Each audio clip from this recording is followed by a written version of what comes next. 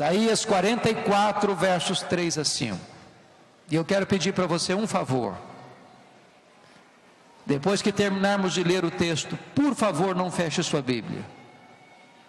Mantenha sua Bíblia aberta no texto, porque eu preciso que você acompanhe comigo o texto. Isaías 44, 3 a 5 diz assim: porque derramarei água sobre o sedento e torrentes sobre a terra seca.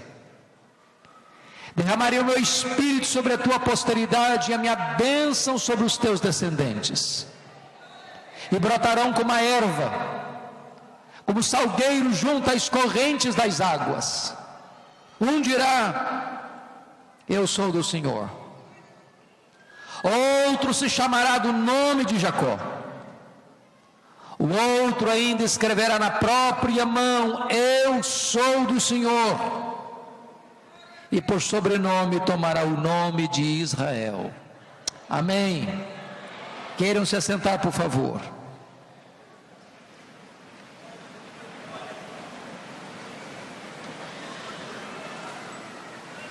Curva sua fronte, querido. Nós vamos orar. Nós dependemos totalmente da graça de Deus. Deus, tu estás neste lugar. Esta é a hora que a tua palavra vai ser exposta. E tu és Deus que fala. E a tua voz é poderosa. E a tua voz é tremenda. E a tua voz despede chamas de fogo.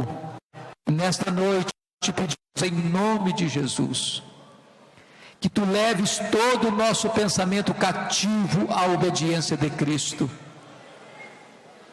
Tu tomes a nossa mente, o nosso coração, a nossa vontade, para que todo o nosso ser esteja agora sedento, ávido daquilo que tu tens para nós nesta noite.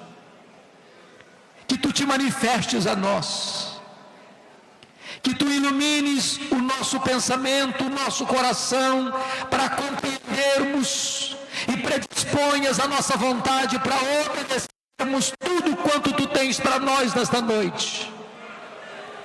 Glorifica o teu santo servo Jesus, exalta o teu Filho, e que o Espírito Santo que habita em nós e que nos dá entendimento da tua palavra, livremente haja com eficácia e poder neste lugar, para a glória do teu nome.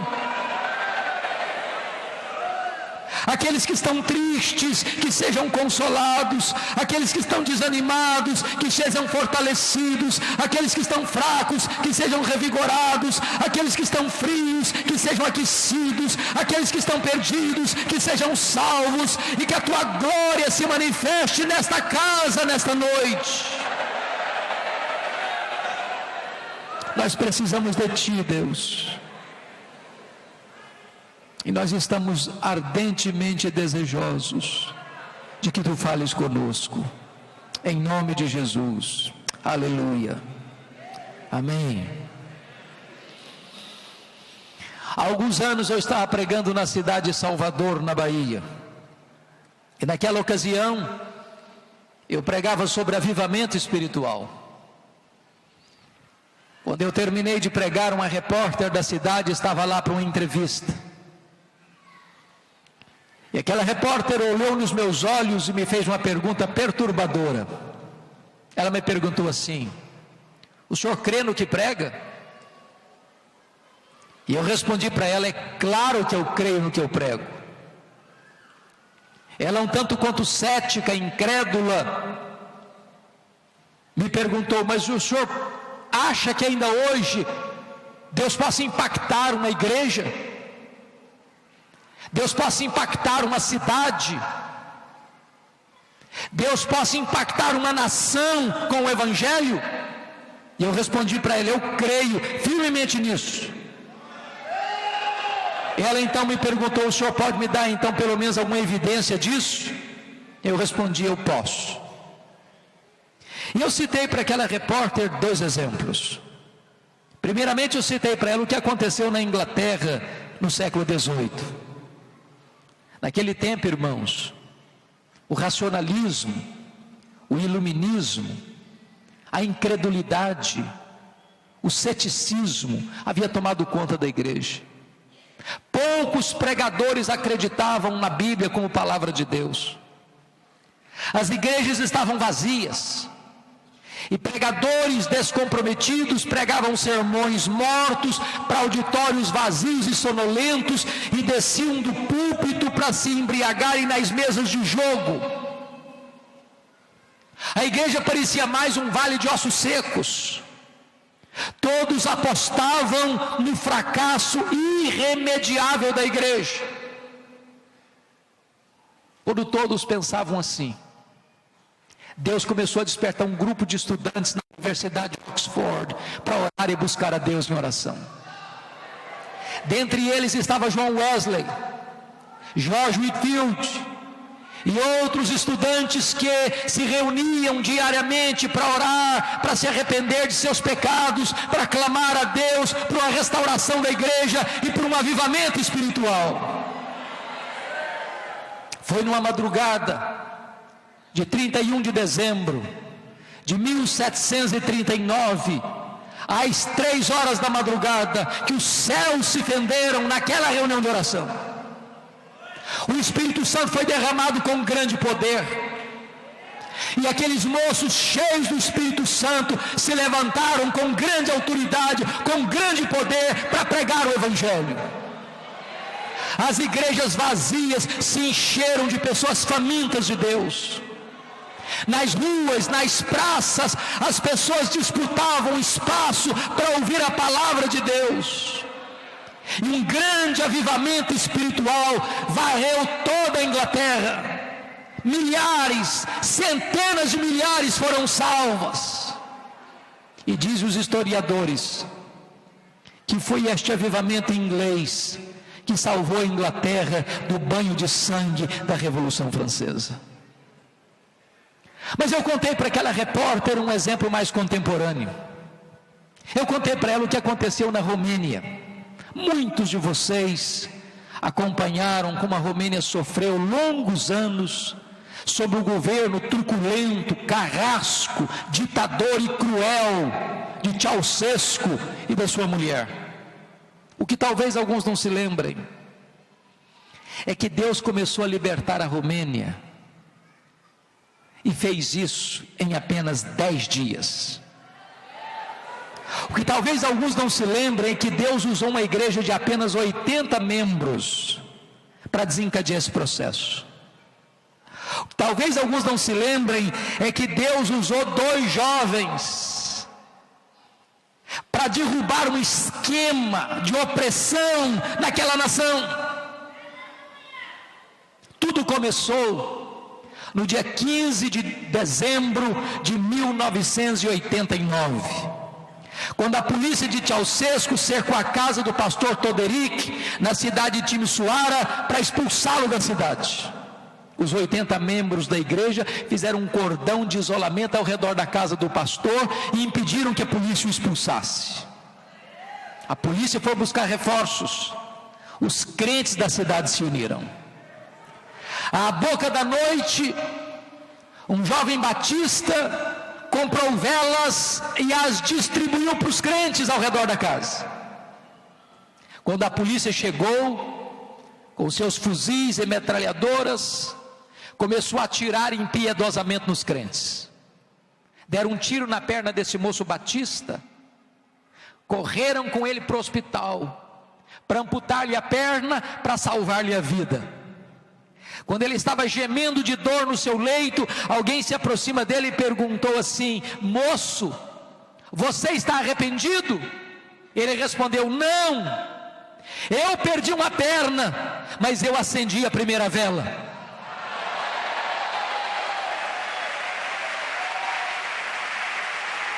Naquela mesma noite, uma jovem da Assembleia de Deus saiu gritando a plenos pulmões pelas ruas de Timisoara: Deus existe, Deus existe, Deus existe, liberdade, liberdade, liberdade. Aquele grito encontrou ouvidos em toda a nação. 10 dias depois, 25 de dezembro de 1989, sob a liderança dos pastores, havia mais de 100.000 pessoas na capital da Romênia, gritando a plenos pulmões: Deus existe, Deus existe, Deus existe, liberdade, liberdade, liberdade. Naquela noite de Natal, Ceausescu caiu, a Romênia ficou livre e o Evangelho pode prosperar naquela nação. Eu quero dizer para vocês, irmãos, que eu creio firmemente na possibilidade de um poderoso reavivamento espiritual na nação brasileira. E o texto que nós lemos nos fala sobre isso. Eu quero que você mantenha os seus olhos no texto comigo agora, e eu quero tratar de 4 verdades nesse texto. Primeiro, o avivamento é uma promessa de Deus. Segundo, o avivamento é uma necessidade da igreja. Terceiro, o avivamento deve ser buscado ansiosamente pela igreja. Quarto, o avivamento traz resultados extraordinários para a igreja. Vamos ver o primeiro ponto. O avivamento é promessa de Deus. E essa promessa tem 2 marcas. Primeiro, é uma promessa segura. Volte os olhos para mim, para o verso 3. Porque derramarei água sobre o sedento e torrente sobre a terra seca. Derramarei o meu espírito sobre a tua posteridade e a minha bênção sobre os teus descendentes. Notem vocês que quem está prometendo não é um homem. Quem está prometendo não é uma igreja. Quem está prometendo não é um concílio eclesiástico. Quem está prometendo é o Deus Todo-Poderoso, que não pode mentir e que não pode falhar. Quando Ele promete, Ele cumpre, e quando Ele faz, ninguém pode impedir a sua mão de fazê-lo.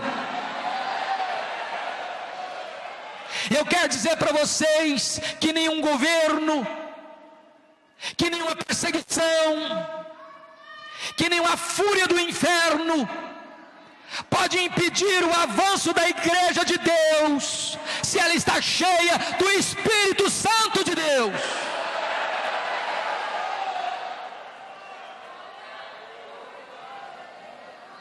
Lá no passado, o sinédrio judaico tentou impedir o avanço da igreja, prendendo os apóstolos, açoitando os apóstolos, massacrando os apóstolos. Mas quanto mais a igreja era perseguida, mais a igreja crescia. Os imperadores romanos tentaram fazer isso, crucificando os crentes, queimando-os nas praças públicas, jogando-os nas arenas, para os cães morderem, para os touros pisarem, para os leões esfaimados da Líbia devorarem. Mas quanto mais sangue era derramado, era como adubo para a sementeira do Evangelho, e a igreja avançava no poder do Espírito Santo. É como vocês cantam, é obra santa, ninguém detém. Deus prometeu, e Ele é fiel para cumprir. Por isso essa promessa é segura. Mas essa promessa tem uma segunda característica. Ela não é apenas segura, ela é também abundante. Volte os olhos para o verso 3 outra vez. Porque derramarei água sobre o sedento e torrentes sobre a terra seca. Derramarei meu espírito sobre a tua e a minha bênção sobre os teus. Derramamento. Segundo, torrentes. O que significa isso? Deus não dá o seu espírito por medida. Deus tem mais para nós. Deus tem muito mais para nós. Deus tem infinitamente mais para nós. Talvez um dos grandes problemas nossos é que nós limitamos a obra de Deus à nossa experiência.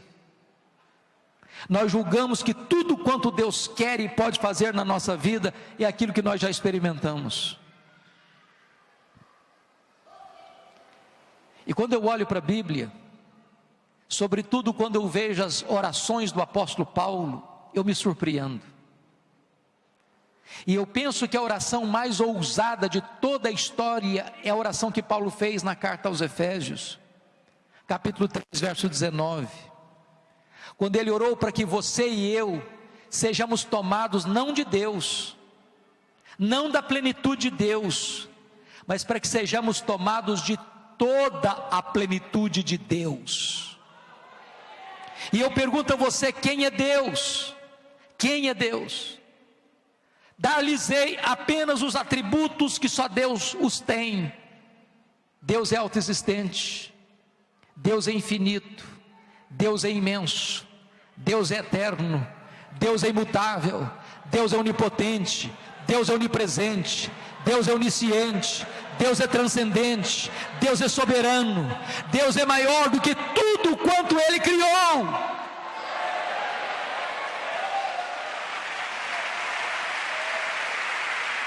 Mas se você perguntar, então qual é o tamanho daquilo que Deus criou? Pergunte a um astrônomo, sabe qual a resposta que ele dará? Eu não sei. Mas você e eu sabemos que o universo não é infinito, porque infinitude é um atributo exclusivo de Deus. Mas os estudiosos afirmam categoricamente que o nosso universo tem em torno de 92 bilhões de anos-luz de diâmetro. O que significa isso? Significa que se você conseguisse voar à velocidade da luz, a 300 mil quilômetros por segundo, você demoraria nessa velocidade 92 bilhões de anos para ir de uma extremidade na outra do universo. Seu Deus criou tudo isso, seu Deus é maior do que tudo isso. E agora Paulo está orando para que você, um frágil vaso de barro, seja tomado de toda a plenitude de Deus. E quando você pensa que Paulo está delirando, ele diz logo em seguida no verso 20 de Efésios 3, ora aquele que é poderoso para fazer, não mais, não muito mais, mas infinitamente mais, do que tudo quanto pedimos ou pensamos, conforme o seu poder que opera em nós, a ele seja a glória na igreja e em Cristo Jesus, agora e pelos séculos eternos. Deus tem mais para nós, irmãos. Deus tem infinitamente mais para nós. E eu gostaria de ilustrar isso para você.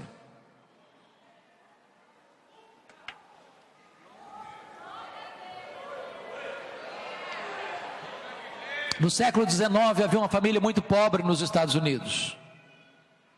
Essa família tinha 7 filhos de 14 anos para baixo. Quando o chefe dessa família morreu, deixando a viúva pobre, endividada e grávida do 8º filho. Quando nasceu o 8º filho, não era o 8º, era o 8º e o 9º, porque eram gêmeos. Essa viúva com 39 anos de idade, já estava com seus cabelos brancos, de tanto trabalhar na roça, para dar pão aos seus filhos. Até o dia que o 5º filho disse para ela, mamãe, eu vou sair da roça, eu vou para a cidade, Deus tem um plano na minha vida. Ele foi para Boston, em Massachusetts. Seu tio lhe concedeu um emprego numa sapataria. Um dia o seu professor de escola bíblica dominical, o Sr. Edward Kimball, foi à sapataria e levou aquele rapaz a Cristo. Um dia esse moço está na igreja e o pregador disse assim, o mundo está para ver o que Deus pode fazer com um homem totalmente entregue nas suas mãos. Ele diz, meu Deus, eu quero ser esse homem. Certa feita ele pregava em Chicago, E duas senhoras idosas abordaram-no na porta da igreja, dizendo: nós estamos orando pelo senhor. Ele perguntou: mas por quê? E elas responderam: para que Deus o revista com o poder do Espírito Santo. Um dia ele caminhava em Nova York pela Wall Street, quando de repente o Espírito Santo veio com poder sobre ele. Ele saiu correndo pela rua, entrou numa casa, entrou no quarto, ajoelhou-se, e ali o Espírito Santo desceu com grande poder sobre ele. Ele disse: parecia que ondas elétricas penetravam pelo seu corpo. Chegou um momento que ele disse: meu Deus, basta, eu não aguento mais, Senhor. Quando ele se levantou dos seus joelhos, nunca mais a história dele foi a mesma, nunca mais a história da América foi a mesma. Aquele moço era Dwight Lima Moody, o maior avivalista de todos os tempos, o homem que a partir daí levou mais de 500.000 pessoas a Cristo. O seu Deus é o mesmo, e Deus pode fazer o mesmo. Ele prometeu e Ele é fiel para cumprir. Mas há uma segunda verdade, irmãos, que eu quero destacar. Primeiro, é que o avivamento é promessa de Deus. Segundo lugar, o avivamento é necessidade da igreja. Volte os olhos para o verso 3 outra vez. Porque derramarei água sobre o sedento, torrentes sobre a terra seca. Derramarei o meu espírito sobre a tua posteridade, a minha bênção sobre os teus descendentes. Note que há vários símbolos do Espírito Santo na Bíblia: o hálito, o vento, o fogo, o azeite, a pomba, a água. Por que que o Espírito Santo é simbolizado pela água nesse versículo? Para mim, pelo menos por 3 razões. Primeiro, não há vida sem água. Você pode ter a melhor semente, você pode ter o melhor terreno, você pode ter os melhores insumos, você pode ter a melhor tecnologia. Se não tiver água, a semente morre mirrada no ventre da terra. O que significa isso? Nós poderíamos ter templos bonitos, nós poderíamos ter toda a tecnologia, nós poderíamos ter a melhor música, nós poderíamos ter os maiores pregadores. Se não tiver a obra do Espírito Santo, não tem vida na igreja.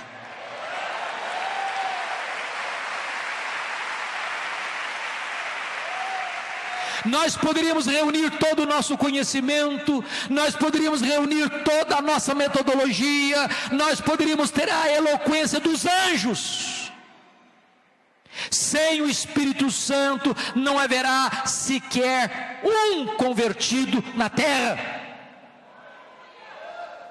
Eu tenho que concordar com Charles Haddon Spurgeon quando ele disse: é mais fácil eu acreditar que um leão tornar-se-á vegetariano do que eu acreditar que uma alma sequer possa ser salva sem a obra do Espírito Santo de Deus. Nós precisamos do Espírito Santo, nós dependemos do Espírito Santo. Mas em segundo lugar, irmãos, a água é necessária para purificar. E a Bíblia diz que quando o Espírito Santo viesse, ele convenceria o mundo do pecado, da justiça e do juízo. Só o Espírito Santo, irmãos, pode convencer o homem de pecado.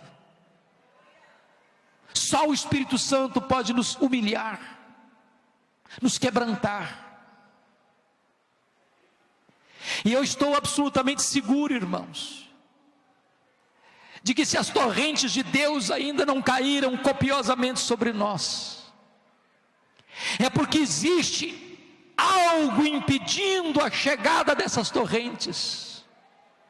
Há um obstáculo entre as chuvas de Deus e a terra seca, e esse obstáculo chama-se pecado.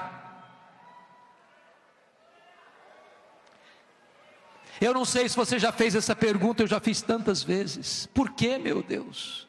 Por que que essa chuva não chegou? Por que que essas torrentes ainda não caíram? Será que o ouvido de Deus está surdo? Será que a mão de Deus está encolhida? Será que a igreja não precisa? Será que o mundo não carece do Evangelho? O que é que está retendo essas chuvas? E a única resposta que nós temos é que entre as torrentes dos céus e a terra seca há um obstáculo que se chama pecado. Antes de Elias subir para o cume do Carmelo e clamar pelas torrentes do céu, ele tirou Baal do caminho. Não adianta mudar Baal de lugar, não adianta dar roupagens novas para Baal. Enquanto Baal não for tirado do caminho, as chuvas de Deus não descerão.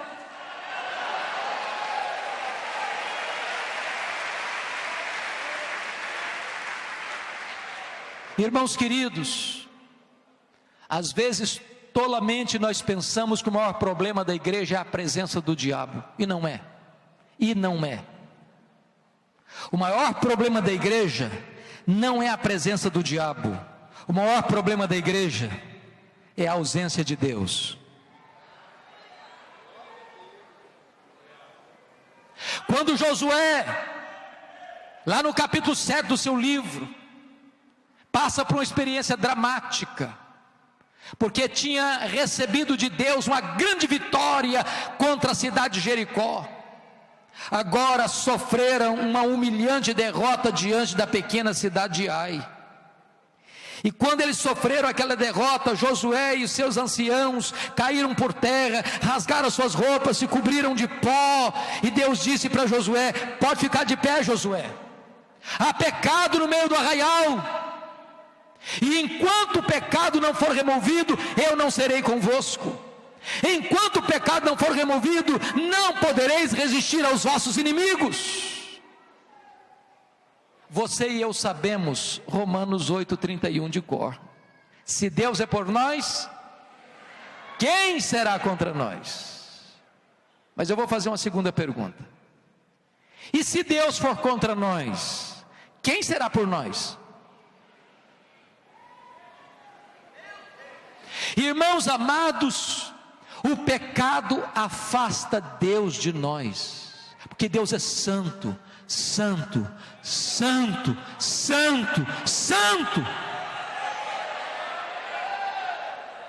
A Bíblia diz: se o meu povo, que se chama pelo meu nome, se humilhar e orar e me buscar e se converter dos seus maus caminhos, então eu virei dos céus, perdoarei os seus pecados e sararei a sua terra. É Deus quem diz: santificai-vos, porque amanhã o Senhor fará maravilhas no meio de vós. O grande drama, irmãos, o grande drama é que a igreja evangélica brasileira está sendo mais conhecida no Brasil hoje pelos seus escândalos do que pela sua piedade. Muitas igrejas se transformando em empresas, muitos púlpitos se transformando em balcão, muitos cultos se transformando em show, muitos adoradores se transformando em atores. Muitas vezes a finalidade última não é a glória de Deus, nem a salvação dos perdidos, mas é o lucro. A igreja evangélica brasileira precisa se arrepender,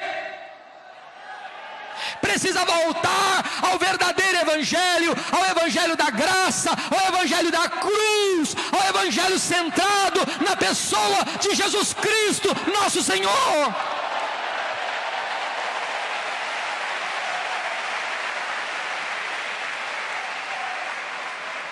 Não é verdade que o evangelho é carro novo, é apartamento novo, é sítio novo, é riqueza na terra. O evangelho fala da cruz, o evangelho fala do sangue de Cristo, o evangelho promete vida eterna.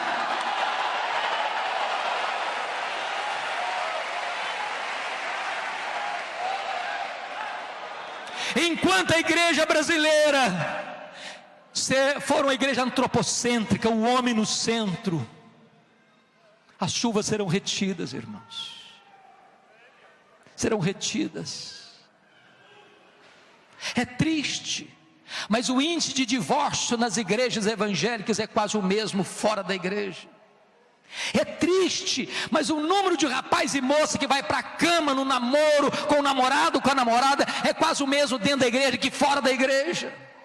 É triste, mas a quantidade de crente que é desonesto nos seus negócios, que mente, que é infiel ao marido, que é infiel à esposa, e que é enrolado nos seus negócios dentro da igreja, é quase o mesmo fora da igreja. Temos visto hoje muita adesão e pouca conversão, muito ajuntamento, pouco quebrantamento. O povo de Deus precisa se arrepender, porque o juízo começa pela casa de Deus. Nós precisamos do Espírito Santo, porque só o Espírito Santo de Deus pode nos levar ao arrependimento verdadeiro e nos levar aos pés do Salvador, que perdoa pecados, que nos lava com seu sangue e que nos torna mais alvos do que a neve. Mas em terceiro lugar, irmãos, a água é necessária não apenas para dar vida e para purificar, a água é necessária para matar a sede.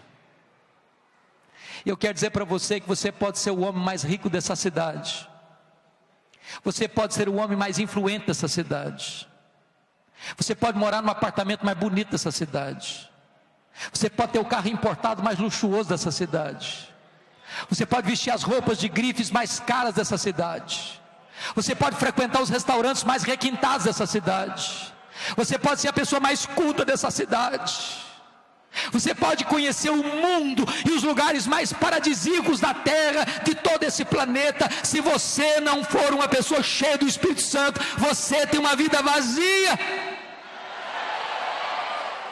Só o Espírito Santo de Deus pode dar sentido à sua vida.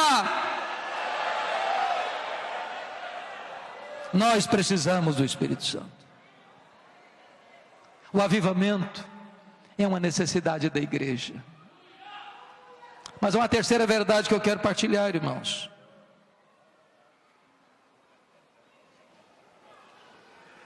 Primeiro, o avivamento é promessa de Deus. Segundo, o avivamento é necessidade da igreja. Terceiro, o avivamento precisa ser buscado intensamente pela igreja. Volte os olhos de novo para o verso 3. Porque derramarei água sobre o sedento e torrente sobre a terra seca. Derramarei do meu espírito sobre a tua posteridade e a minha bênção sobre os teus descendentes. Eu chamo a sua atenção para duas palavras aí, para sedento e terra seca. Você já viu uma terra esturricada, rachada, bramando por chuva? Você já passou sede num lugar ermo? Há 2 anos, quando eu estava vindo para Campina Grande, pregar no Consciência Cristã, depois de uma das secas mais severas que atingiu o Nordeste brasileiro, eu vi com muita tristeza o gado morrendo de fome e de sede, e a terra nua, bramando por chuva. A sede, irmãos, é diferente da fome. Quando você está com fome, seu estômago dói. Se você não se alimenta, a dor vai embora. E você jejua um dia, você jejua 2 dias, você jejua 3 dias, você jejua uma semana. Há pessoas que já conseguiram jejuar 40 dias. Não é assim com a sede. A sede é implacável.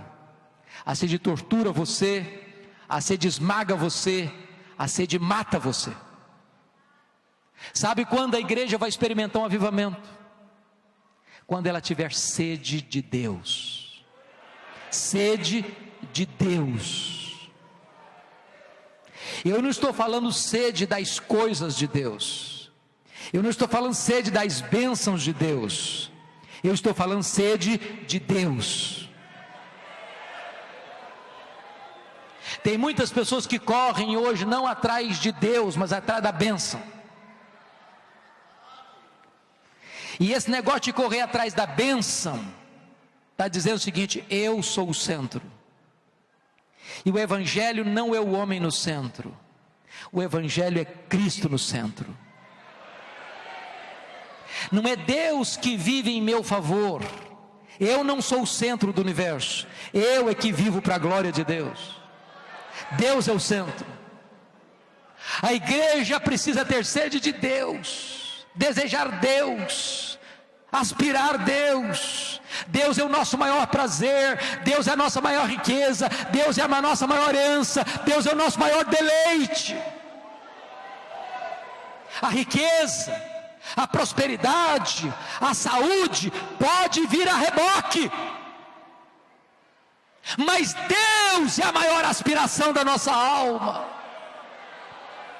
E é por isso, meus irmãos, que nunca houve nenhum avivamento espiritual que não tenha sido precedido por oração, sede de Deus. Querer avivamento sem oração é querer colocar o carro na frente dos bois. A água vem sobre a terra seca, e o Espírito é derramado sobre o sedento. Quem não tem sede de Deus, não pode experimentar as torrentes de Deus. E eu estou falando para uma assembleia de muitos moços, de muitos jovens. E eu quero dizer para vocês, que os jovens podem, pela graça de Deus, dar início a esse processo da busca do verdadeiro avivamento. Você, adolescente, pode ser um instrumento que Deus vai usar para desencadear um grande avivamento na nação brasileira. E eu quero exemplificar isso. Isso aconteceu no ano de 1904 no país de Gales. Naquela época o país de Gales estava rendido ao futebol, como o Brasil está rendido hoje ao futebol. Os estádios estavam lotados, as igrejas vazias. E tudo começou quando um adolescente, um jovem, entrou no gabinete pastoral e viu o seu pastor de joelhos, com o rosto no chão, chorando e clamando a Deus, dizendo assim: oh meu Deus, dobra minha vida, meu Deus, dobra minha vida, oh meu Deus, dobra minha vida. Aquele menino ficou impactado. A partir dali a oração dele era a mesma: meu Deus, dobra minha vida, ó Senhor, dobra minha vida. Na semana seguinte, ele estava na sua escola, numa cidade vizinha, e ele foi ao domingo à igreja, e o pregador estava pregando, e ele ardia o coração, com a inquietação na alma, e a inquietação era esta: volte amanhã, segunda-feira, para a sua cidade, para a sua igreja, e comece uma reunião de oração. Ele, inexperiente, procurou o pastor depois do culto, disse: pastor, eu estou com o coração queimando, mas eu não sei discernir essas coisas, eu não sei se isso é voz de Deus ou voz do diabo. O desejo que eu tenho é de voltar para a minha cidade e começar uma reunião de oração na segunda-feira. O pastor respondeu para ele: meu filho, se é para orar, pode voltar, é Deus falando com você. O diabo não manda ninguém orar não, pode voltar que Deus está falando com você. Ele voltou, reuniu os moços. Na segunda-feira, quando Deus abençoa, queridos, as pessoas não têm pressa. A reunião de oração foi das 7 da noite às 10:30 da noite. Na terça-feira, a igreja em peso na reunião de oração. Na quarta-feira, uma multidão na reunião de oração. Para encurtar a conversa, no sábado, o comércio da cidade fechou. Ninguém queria outra coisa a não ser buscar Deus. Em 6 meses, tinha mais de 100.000 pessoas convertidas. Este avivamento varreu o país de Gales. Este avivamento entrou nas universidades americanas. Este avivamento chegou em Xangai, na China. Esse avivamento entrou na Coreia. E Deus salvou centenas de milhares de pessoas, porque um jovem se colocou nas mãos de Deus para buscar a presença de Deus.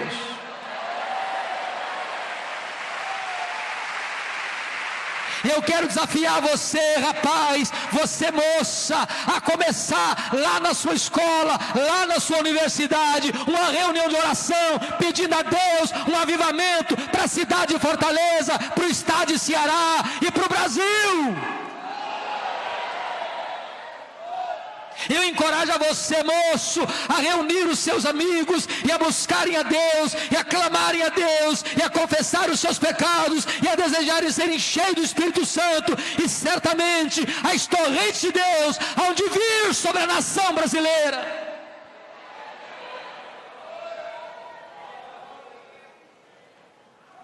O avivamento precisa ser desejado, queridos, desejado intensamente.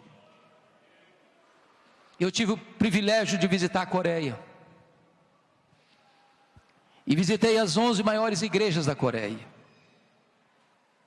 e em cada igreja que eu ia, igreja de 12 mil membros, de 18 mil membros, de 55 mil membros, de 82 mil membros, de 700 mil membros, eu fazia a mesma pergunta: qual é o principal fator do crescimento da igreja?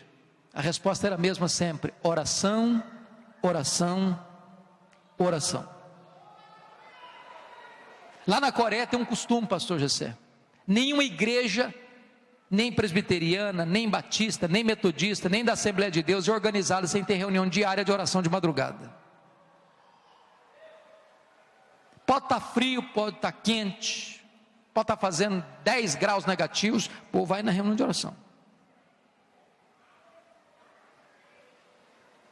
E aí eu caí na bobagem de dizer assim para um pastor: vocês oram de madrugada porque vocês são orientais, essa é a cultura de vocês. Ele me respondeu assim: não. No mundo inteiro as pessoas levantam de madrugada para ganhar dinheiro. Nós levantamos de madrugada para buscar a Deus, porque Deus é prioridade na nossa vida.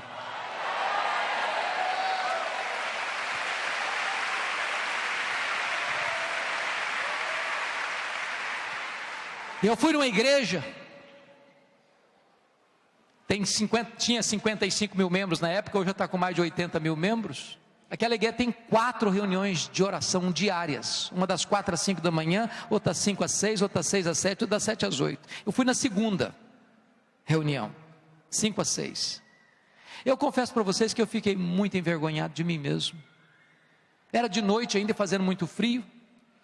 Quando nós nos aproximamos um pátio parecido com esse, grande, enorme, carros e mais carros chegando, os diáconos todos de paletó e gravata, com um apito e com uma lanterna na mão, coordenando o estacionamento. Quando nós entramos num templo parecido com esse, a igreja lotado, coral apóstolo, não tinha mais lugar para sentar. Contei mais de 200 pessoas assentadas de frente ao púlpito, numa das reuniões diárias de oração. Quando esse povo levantou a voz para orar, parecia que os céus haviam descido à terra.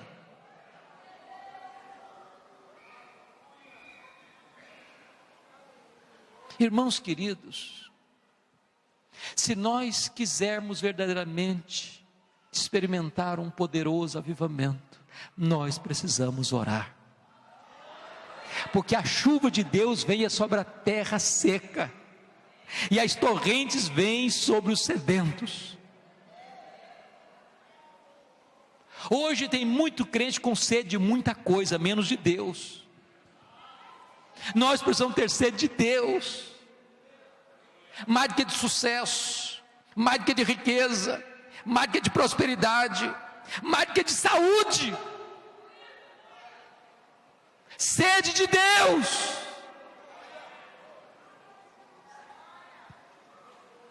Mas eu quero terminar, queridos.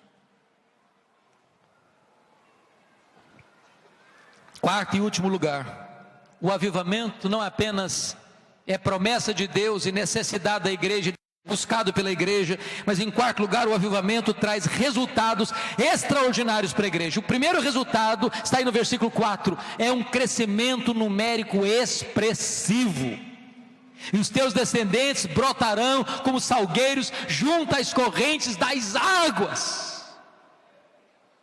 Meus irmãos, em tempos de avivamento, o próprio Espírito Santo vai lá no estádio de futebol, vai lá no bar da esquina, vai lá no show do mundo, vai lá na rua, lá nos becos, em todo canto, em todo lugar, e o próprio Espírito de Deus começa a arrastar as pessoas para a casa dele com convicção de pecado.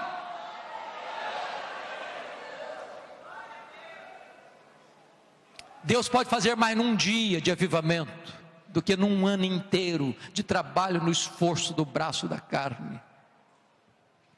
Eu fui visitar a missão Quacisabanto, onde aconteceu um poderoso avivamento, em 1966, entre os Zulus na África do Sul. Pastor Erlich Stig esteve pregando lá 12 anos, com resultados pequenos demais. Quando um dia ele pregava e uma mulher se aproximou dele e perguntou assim: pastor, o senhor está falando que seu Deus tem todo o poder? O pastor disse: é isso que eu estou pregando. A mulher disse: então eu preciso do seu Deus, porque eu tenho uma filha endemoniada lá em casa, amarrada num tronco, igual um bicho, uma fera. Vamos lá para minha filha ser liberta. E o pastor Erlich Stig disse que sentiu um calafrio na espinha. Ele disse: meu Deus, e se não funcionar agora, o que é que eu vou fazer? Quando ele chegou naquela casa, aquela mulher estava ensanguentada, bufando como uma fera, amarrada com arame no tronco. E em vão ele tentou expulsar os demônios daquela mulher. Chamou os missionários da região e tentaram expulsar os demônios, não conseguiram. Amarraram aquela mulher, levaram-na para a fazenda, ela quebrou tudo lá, tiveram que devolver a moça no estado pior. E o pastor tomou a decisão: eu vou embora desse país, eu não tenho mais autoridade para pregar o evangelho aqui. Quando ele estava arrumando as malas, Deus falou com ele: você não tem que ir embora, você tem que buscar poder. E ele parou tudo que estava fazendo, parou tudo, e começou a buscar Deus, e começou a confessar os seus pecados, começou a chorar pelos seus pecados. Nos últimos 3 meses, eles se reuniam 3 vezes por dia, e a única coisa que conseguiam era chorar. Depois de 3 meses de lágrimas, numa determinada manhã, o Espírito Santo desceu sobre eles. A primeira coisa que aconteceu é que eles foram naquela casa e a moça foi liberta. Nos dias seguintes, pastores, cada missionário, ao acordar, tinha 5, 10, 20, 30, 100 pessoas na porta da sua casa, com pressa para acertar a vida com Deus. Os feiticeiros iam chorando de longe, confessando os seus pecados. E ali, numa fazenda, foi construído um templo para 15 mil pessoas, com 3 cultos por dia. E pessoas do mundo inteiro vindo o que Deus estava fazendo. Os cegos viam, os coxos andavam, os leprosos eram purificados, os mortos ressuscitavam. Se você quiser ler essa história, eu recomendo você ler 2 livros. Primeiro, Reavivamento na África do Sul, um livro em português. Segundo, Deus entre os Zulus, God Among the Zulus, de Kurt Koch. A regente do coral ficou 17 horas no caixão. Quando ela estava sendo levada para o cemitério, Deus a ressuscitou. Deus fazendo coisas extraordinárias. Porque quando Deus derrama do seu espírito, os descendentes de Abraão vão brotando como salgueiras junto às correntes das águas.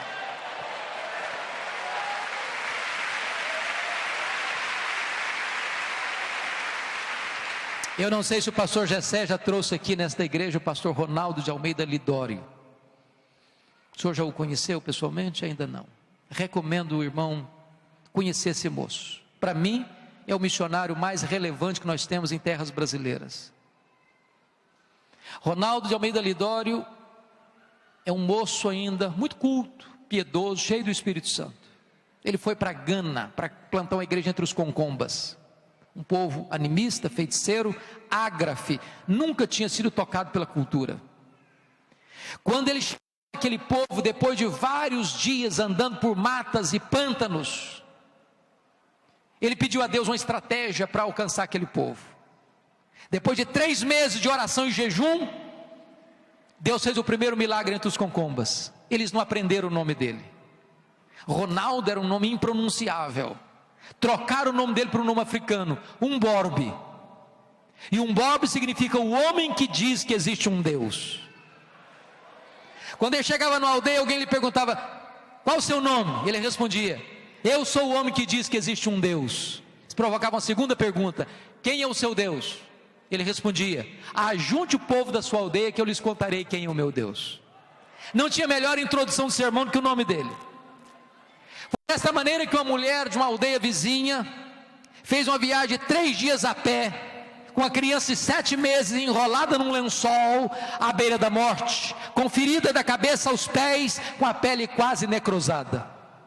Ela chegou onde o Ronaldo estava e disse: o senhor é o homem que diz que existe um Deus? Ronaldo disse: sou eu mesmo. A mulher desembrulhou a criança, toda ferida, e perguntou assim: eu gostaria de saber se o seu Deus pode me ajudar, porque todos os deuses que eu conheço não puderam fazer nada pela minha filha. Se o seu Deus tem poder, peça o seu Deus para curar minha filha. O Ronaldo pegou aquela criança nos braços, disse: meu Deus, este povo não sabe que tu és o Deus vivo. Este povo sabe que o teu filho Jesus morreu e ressuscitou, e tem todo o poder e tem toda a autoridade nos céus e na terra. Ó Deus, cura esta criança para testemunho do evangelho entre esse povo e a glória do teu nome. E embrulhou a criança de volta nos braços. A mãe pegou o filho de volta, 3 dias a pé. Quando ela chegou na sua aldeia,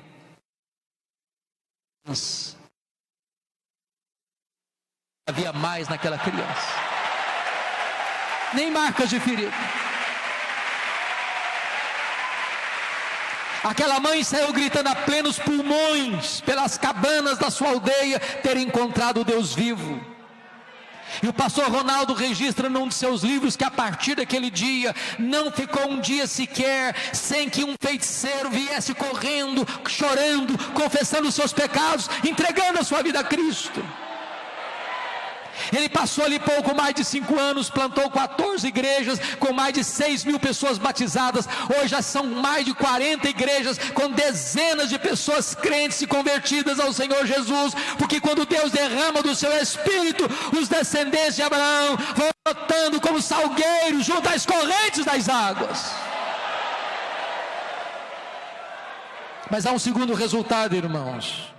Confira o verso 5. O segundo resultado é que os crentes se levantam para testemunhar do nome de Deus. Um dirá: eu sou do Senhor. O outro se chamará do nome de Jacó. Pensem comigo, irmãos, se cada pessoa que está aqui nesse auditório, crianças, juniores, adolescentes, jovens, homens, mulheres, anciãos, anciãs, pastores, seminaristas, missionários, obreiros, todos nós, pelas ruas, pelos becos, pelas praças, pelo bairro, pelos hospitais, pelas escolas, pelas universidades, pelas lojas, pelas indústrias, pelas fábricas, pelo comércio, por todo canto, por todo lado, saíssemos dizendo: eu sou do Senhor, eu sou do Senhor, eu sou do Senhor, eu sou do Senhor, eu sou do Senhor, eu sou do Senhor, eu sou do Senhor, eu sou do Senhor, eu sou do Senhor. Essa mensagem seria com a velocidade de um rastilho de pólvora. Talvez você diga assim: ah, pastor, mas eu não fiz teologia, mas eu não fiz instituto bíblico, mas eu não fiz seminário, mas eu não conheço Bíblia assim, eu nunca fiz um curso, eu nunca prestei atenção para essa questão da interpretação da Bíblia, eu não sei falar em público. Deixa eu dizer uma coisa para vocês: você sabe tudo quanto uma pessoa precisa saber para levar alguém a Cristo. Tudo. Tudo. E se você não sabe nada, pelo menos você poderia dizer assim: eu só sei de uma coisa, é que eu era cego e agora eu vejo. Eu quero dizer para você que o poder não está na sua palavra, o poder não está no seu conhecimento, o poder não está na sua metodologia, o poder não está na sua eloquência, o poder está no Evangelho de Jesus Cristo. Abra sua boca e Deus a encherá.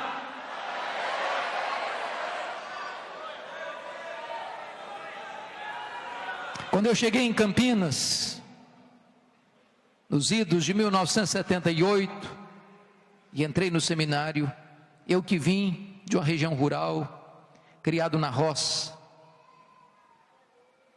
fui calçar meu primeiro par de sapatos com 8 anos de idade. Uma missionária americana fez amizade comigo e me disse: eu vou levar você para conhecer a escola de cadetes de Campinas. Lugar muito bonito, muito pomposo. Meu coração aquecido. Primeira pessoa que eu vi na minha frente foi um soldado, claro, um cadete.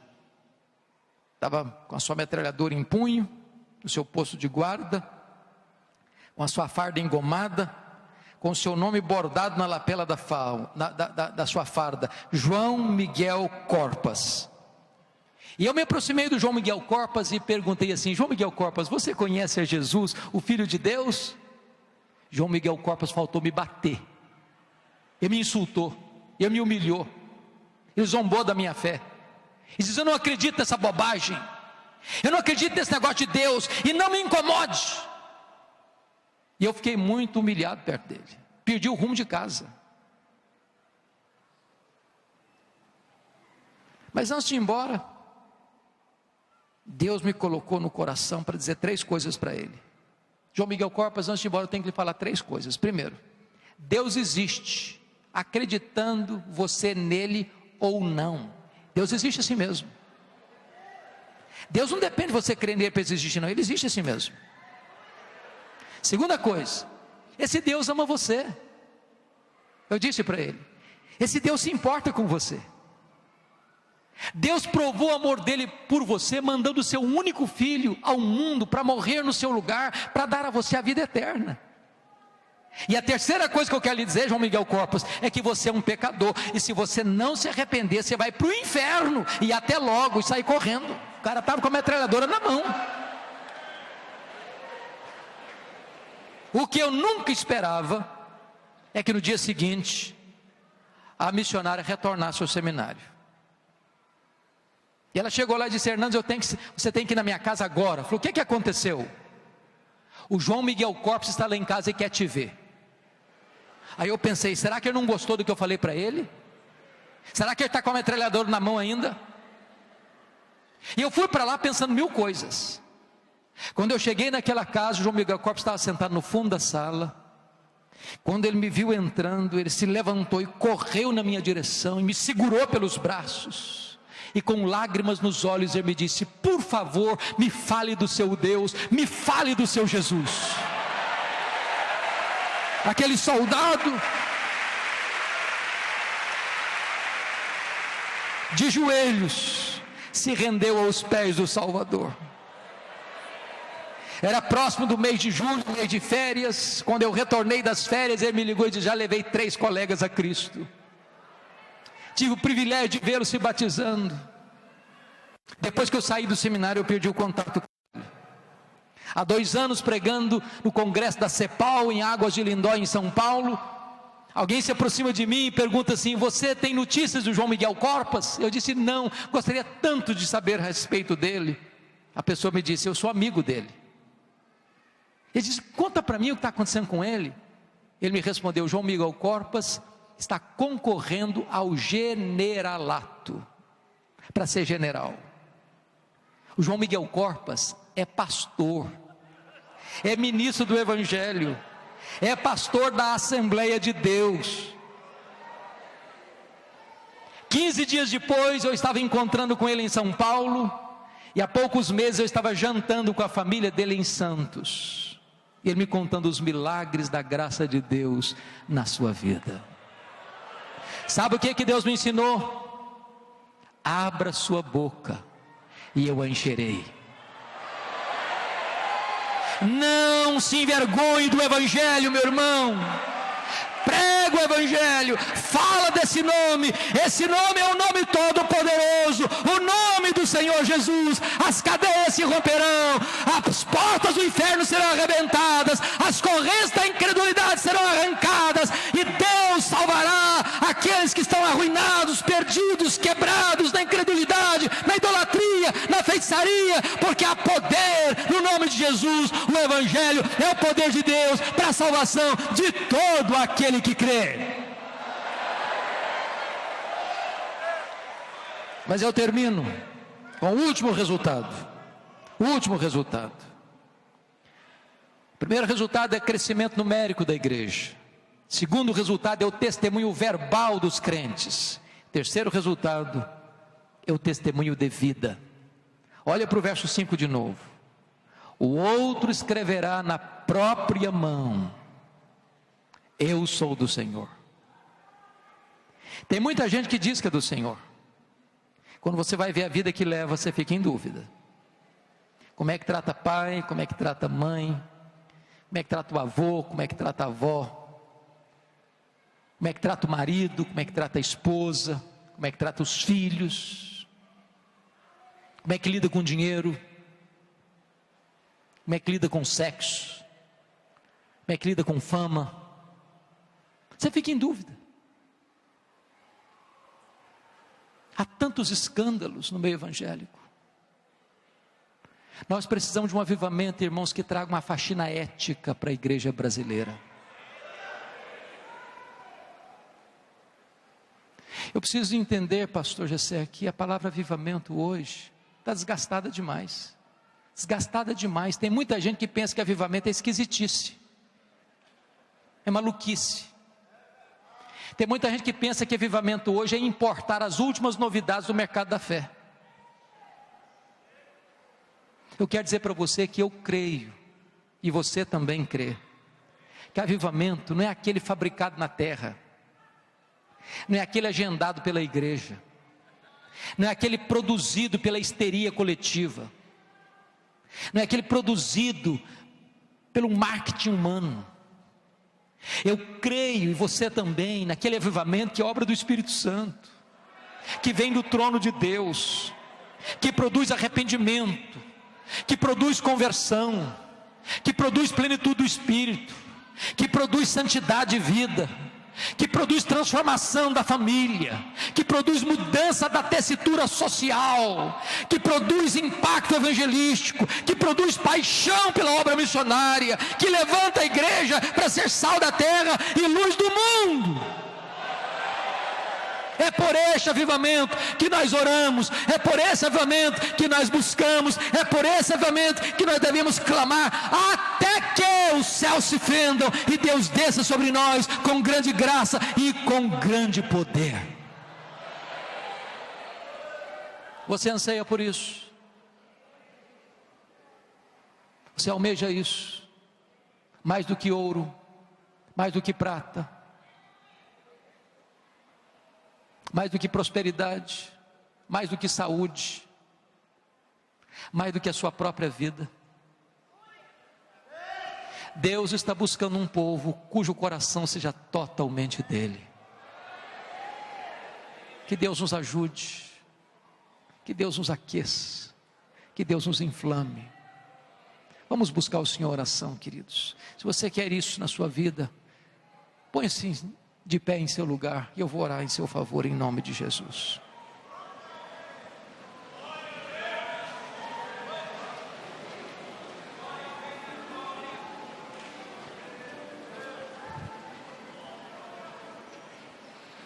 Deus, aqui está o teu povo, o povo que é conhecido pelo teu nome, povo que foi comprado e lavado no sangue do Cordeiro,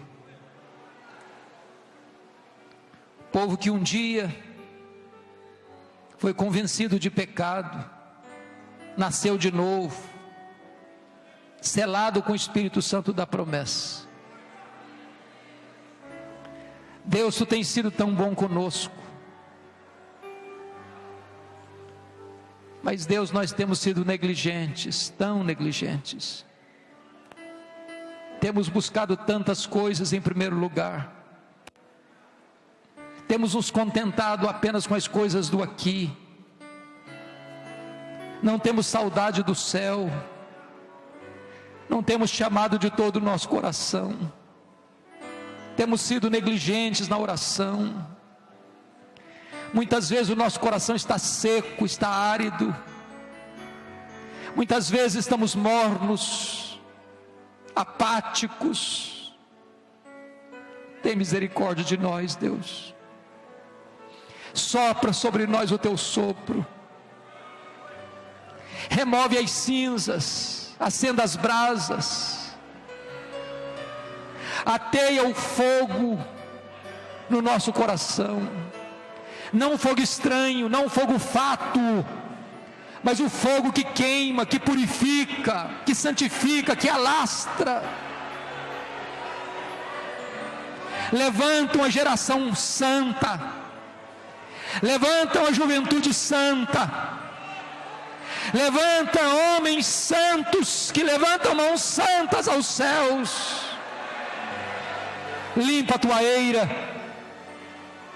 restaura a tua vinha, reaviva a tua obra no decorrer dos anos. Fenda os céus e desças, ó Deus, porque aquilo que tu fizeste no passado, tu podes fazer de novo. E o nosso clamor é este: Deus, faz de novo, Senhor, faz de novo, faz de novo, Senhor, faz de novo, por amor do teu nome, por amor do teu filho, por amor da tua noiva, ó Cristo amado, faz de novo. Restaura a nossa sorte. É o nosso clamor, neste nome que é sobre todo nome, o nome doce, o nome todo poderoso de Jesus Cristo nosso Senhor. Aleluia, aleluia, aleluia. Eu